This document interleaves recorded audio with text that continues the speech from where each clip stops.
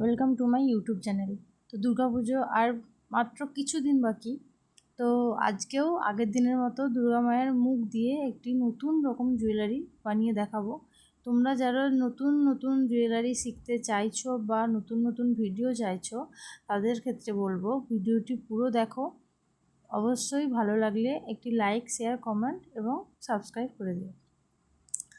তো আজকে আমি একটি দুর্গা মায়ের ফেস দিয়ে জুয়েলারি দেখাবো। প্রথমে আমি একটি কার্ডবোর্ড নিয়ে নিয়েছি।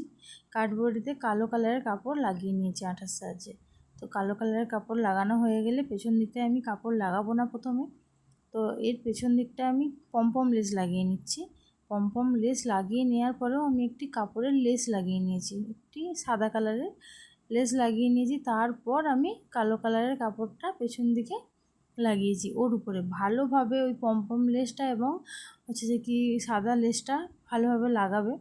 শুকনো যতক্ষণ না হয় ততক্ষণ ওটা হাত দেওয়া যাবে না। তারপর দুর্গা মায়ের একটি মিষ্টি মুখের ফেসটা আমি গ্লু আঠার সাহায্যে মাঝখান বরাবর লাগিয়ে দিয়েছি। তো দুটি লম্বা কার্ডবোর্ড নিয়েছিলাম, ওই লম্বা কার্ডবোর্ড দুটিতে আমি পমপম লেস লাগিয়ে নেব। তো একটিতে আমি পমপম লেস লাগাচ্ছি, আরেকটিতেও আমি একইভাবে পমপম লেসটা লাগিয়ে নেব। তো দুদিক বরাবর ভালোভাবে আঠার সাহায্যে লাগিয়ে পমপম লেসটা লাগিয়ে নিতে হবে। তো দুটি দুটি লম্বা কার্ডবোর্ড পমপম লেস লাগানো হয়ে গেছে দুটি লম্বা কার্ডবোর্ডে। ওই দুটো ভালোভাবে শুকনো করতে দিতে হবে। দেওয়ার পর আমি গ্লু আঠার সাহায্যে ওই দুটো কার্ডবোর্ডের উপরে দুর্গা মায়ের ফেসটার যে বেসটা বানিয়েছিলাম ওই দুটো মাঝখানে বরাবর আমি ওটা লাগিয়ে দিয়েছি। তো ভালোভাবে ওটা যতক্ষণ না শুকনো হয় ততক্ষণ তোলা যাবে না, ভালোভাবে আগে শুকনো করে নেব। তো শুকনো করা হয়ে যাওয়ার পর ওর মাঝখান যে লম্বা যে কার্ডবোর্ডের ওই মাঝখানগুলো ফাঁকা লাগছে, তাই জন্য আমি কয়েকটা কড়ি লাগিয়ে নিচ্ছি। আঠার সাহায্যে ভালোভাবে কয়েকটা কড়ি লাগিয়ে নিচ্ছি।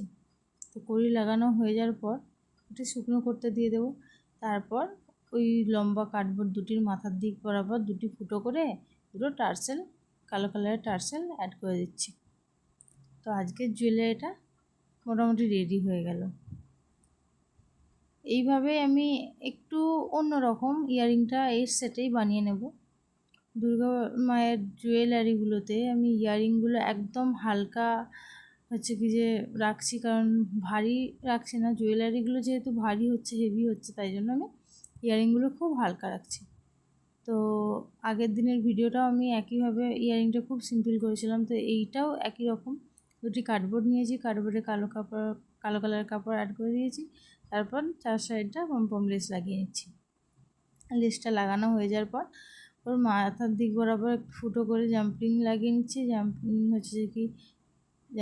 হেডপিন লাগিয়ে নিচ্ছি। হেডপিন লাগানো হয়ে যাওয়ার পর ওর ভিতরে মাথার দিকটায় দুটি রেড কালারের কটন বল লাগিয়ে নেব। তো কটন বল লাগানো হয়ে যাওয়ার পর আর দুটি ফাটা কড়ি নেব। ফাটা কড়ি নিয়ে এই দুটো ইয়ারিংয়ের বেসটাতে লাগিয়ে নেব।